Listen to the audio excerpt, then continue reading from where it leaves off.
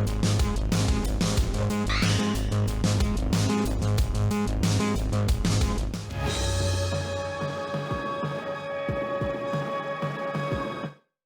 everyone, welcome to Toons. I'm Luke and in today's episode I'll be reviewing Superman, Man of Tomorrow.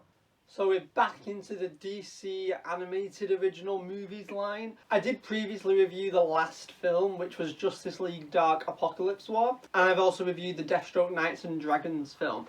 And I even did a deep dive into Batman Under the Red Hood. So in case you can't tell, I do like these DC animated movies. I do think they are fun to watch. So it's the time to discuss the latest of these DC animated films. And this time we have Superman, who I just unabashedly love. As you can see, I have a little shelf dedicated to the Man of Tomorrow, and there's more in various places on my shelves. I just think he's such a hopeful, inspiring character, and I think this film particularly captures that aspect of the character incredibly well. This, by the way, is a non-spoiler review, so don't worry, I'm not going to be spoiling anything from the film. I'm not really going to touch on much that's outside of the film's trailer. So let me briefly summarise what happens in this film. This film starts off very much as a Superman origin story. It's one of those classic tales in superhero fiction. An alien is sent to Earth as a baby to escape the destruction of the home planet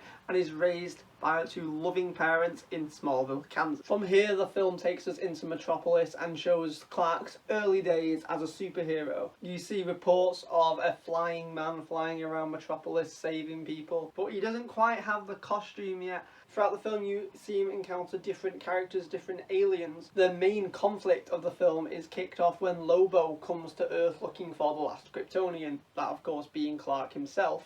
Well, it turns out the Martian Manhunter is also on Earth and he's looking out for Clark. And during all that, we have the creation of Parasite, and he's going to become a force to be reckoned with throughout the rest of the film. And alongside that, you have the story of Clark being an intern at the Daily Planet, which I think is a really interesting take. This Clark isn't coming to the planet as a ready-made reporter who's going out there and getting stories straight away. No, this Clark starts out how most people are probably going to start out at a newspaper, as the intern. And also we have a new take on Lois. She is a journalist grad who's out there trying to get a story, and we're going to see the relationship of how Clark and Lois play off against each other in this film. I've always found Lois and Clark's relationship to be one of the most interesting parts of the Superman story, which is most likely due to the fact that the TV series Lois and Clark was my introduction to it. But I definitely think this film has a very fresh and new take on the characters, but not in a way that seems too foreign. They definitely still feel like the characters, it definitely embodies the characters in the correct way,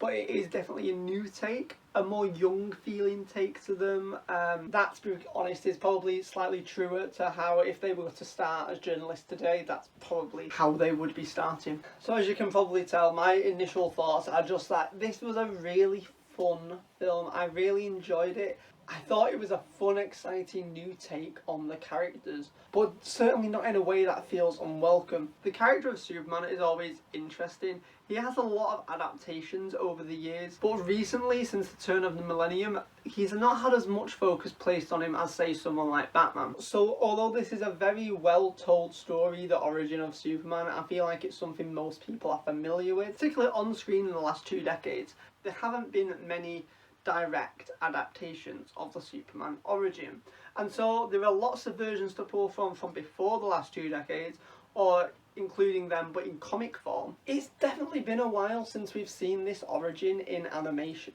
and to have a full film dedicated to it is a really nice starting point.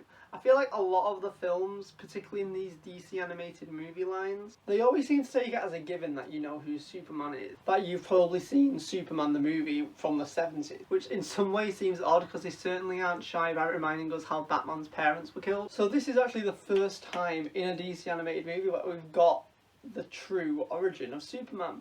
And you know what, it's definitely about time, and I really enjoyed this take on the character. And although I haven't mentioned him, make no mistake, Lex Luthor is in this film, but he isn't the main adversary of Superman, which I do think is a nice change. Of course, Lex Luthor is Superman's most well-known enemy, but we've had 6 live action films that featured Lex so heavily. He's also had such a big presence in various other animated shows and animated films that it was nice to see the change shifted from him, and we got to see one of Superman's classic villains in Parasite. And I think this was a really interesting take on the character Parasite. We got to know Rudy before he transforms, and we got to connect with the character, and you do feel for both him and his family when he is transformed into Parasite. Of course, the centre of this film is Clark. This film's Clark is Clark to a T. He's incredibly kind-hearted and humble, and although he presents a mild-mannered outward appearance in his secret identity, he's also not afraid to stand up for himself with Lois. And there's a particular thing they mentioned earlier on in the film that definitely comes back round towards the end that I really enjoyed seeing from the character. In this film, Clark was voiced by Darren Criss, who I think did an absolutely great job, and I would love to see him return as the Man of Tomorrow.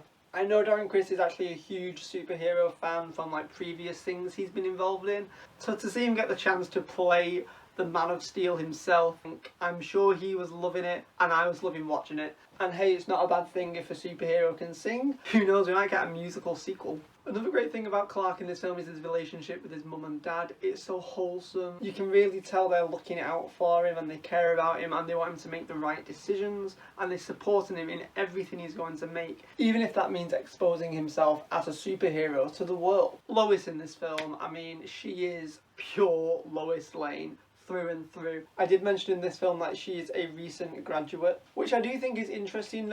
Most other adaptations of the character tend to feature Clark getting to the planet and Lois is already there and she's well established, maybe she's already won a Pulitzer, whereas in this film we have a role reversal. Clark's already there, although in an intern role, and then Lois quickly comes in and does what Lois does, and she does not seem one bit phased that she has almost zero experience. She's in there, she gets in the building, she knows what she's doing, she knows what she wants, she's not afraid to take no for an answer, and I mean, it's classic Lois Lane, but it's done so well. And Alexandra Daddario does an amazing job as her. Of course, I can't talk about this film and not talk about both the design and the animation of the film.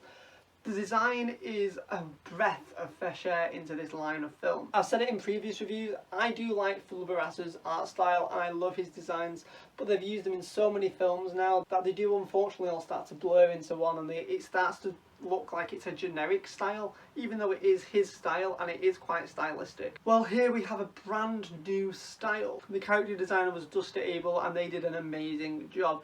It looks very graphic-y, very comic booky. There's a lot of detail, particularly in the musculature. Superman in this film looks absolutely ripped. There's also this somewhat retro feel to it.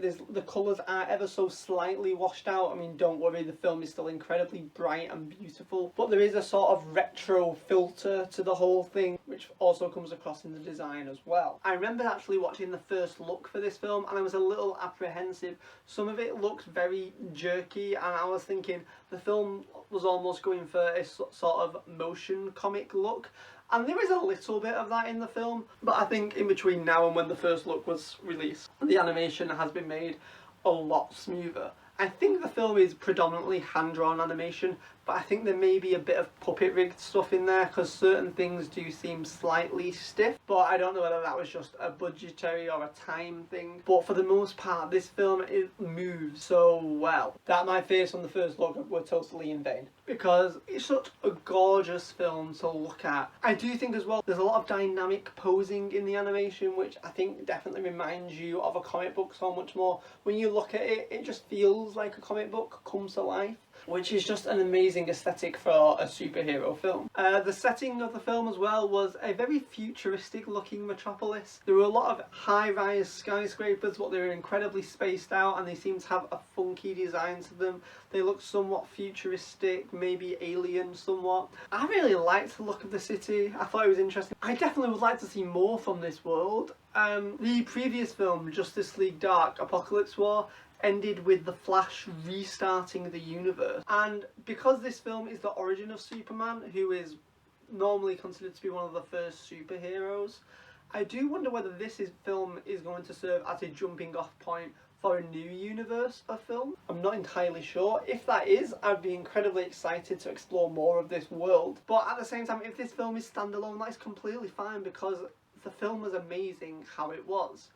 There wasn't any post-credit scene to tease anything, so it is very possible that this is a one and done thing. But of course, because it is the origin of Superman, it would be a great starting point for a new universe. There are one or two mentions to Batman already existing in this film, and I know we have 2 Batman films coming up, well actually 3. We have Batman Soul of the Dragon, which seems funky and has a cool new art style, and I can't wait to watch that. As well as we have a 2-part adaptation of Batman Long Halloween. Now Batman Long Halloween, as well as being a classic Batman comic, is set early on in the Dark Knight's career, and so it'd be interesting whether this film was the origin of Superman and then we have a film set in the early days of Batman. Are they connected? Is this the new universe going forward? I don't actually know, we can only really speculate at the minute. There's also a Justice Society film coming out, which is actually really exciting to see because we've never had a Justice Society film before.